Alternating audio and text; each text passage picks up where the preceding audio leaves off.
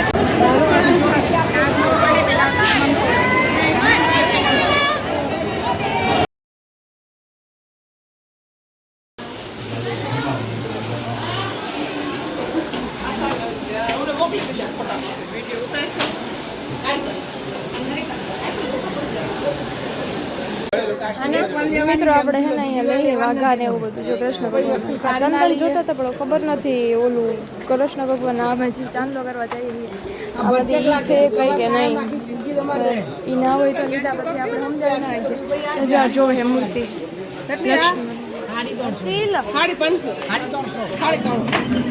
મૂર્તિ જોવે છે, લેવી છે, શું કરે, લીએ ના લીએ ખબર નહીં. કૃષ્ણ ભગવાનના વાઘા કાનુડાના. મિત્રો આપણે જમવા આવી ગયા છીએ દર્શન કરીને. ટ્રાફિક એટલે બહુ વધારે ટ્રાફિક હતી અને દર્શન કર્યા અને એવું બધું થયું છે.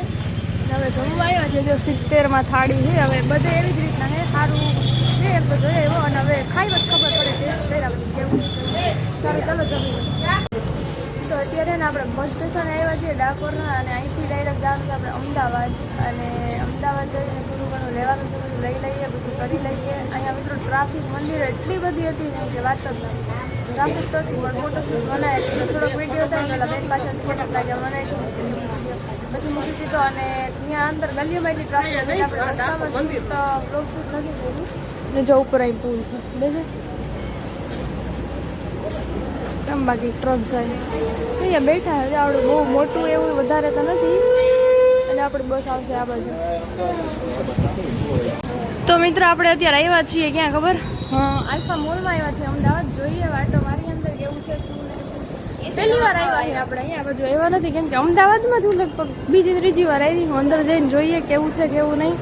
અને મોલ તો જો કે બહુ મોટો છે. ભાઈએ કીધું કે 2 મોલનું કીધું કે આ ને કે હિમાલય કે જેમાં જવું એમાં. પછી એને કીધું કે આમાં વયા જ આલ્ફા 1માં. તો આપણે આવ્યા છીએ આ બાજુ. અને જો પાછળની પબ્લિક જોઈએ તો આ બે એક એ હે ઓર એક એ હે. તો મોલ તો મિત્રો બહુ મોટો છે. આપણે અંદર જઈને જોઈએ કેવો છે કેવો. સારું, ચાલો આગળ કન્ટિન્યુ ભાઈ ના રીતે. મિત્રો આપણે અત્યારે છે ને લીધું એક વસ્તુ. અમે કાંઈ નથી લીધું, આના માટે લીધું છે. અને એમાં કપડાં છે અને એક ચપ્પલ છે. બાકી અહીંયા છે ને અમે આ બાજુ બાકી આપણે જઈ બીજે જઈને હમણાં. અને અમે હવે ઉદાહરણ એક આમે જ છે. જો કે હું મને ખબર તમને ખબર છે પણ તો એ આપણે આગળ જઈએ. તો અત્યારે આપણે પહોંચી ગયા છીએ ગાઈસ ગાંધીનગર. અને ગાંધીનગરમાં વાહનોની જવાડી બોલે છે. તમને અવાજ મારો થોડોક ઓછો પડાતો હોય પણ કાંઈ વાંધો નહીં. એટલી ટ્રાફિક છે ને જોઈ લો તમે મિત્રો. આ બધાને લઈને રોડ ક્રોસ કરવાનું તો બહુ આમ અઘરું લાગી જાય કેમ કે બધા ઝીંકા જ છે આમાં. એટલે એમ તો હું નાની જ છું એટલે નાનું માણસ નાના લોકોને ક્રોસ કરે થોડુંક બધું છે આપણે પહોંચી ગયા ગાંધીનગર. અને મિત્રો 14 વર્ષની છું, મારાથી મોટા 15 વર્ષના હું રોડ ક્રોસ કરાવું એટલે સમજી જાજો તમે. અને એવું છે મિત્રો 3-4 દિવસ છે લગભગ આવ્યો તે દિવસના તે દિવસે કે બારે નતા ગયા લગભગ 3 દિવસે કન્ટિન્યુ અમે લોકો રખડીએ છીએ. અને હવે હે ને આમ નથી થાક્યા પણ છે ને આમ થાકી ગયા છીએ તો એવું છે. અને હવે આરામ કરીએ, આપણે ઘરે જઈને નાસ્તો કરીએ, ખાઈએ પીએ ને પછી સૂઈ જઈએ આખના.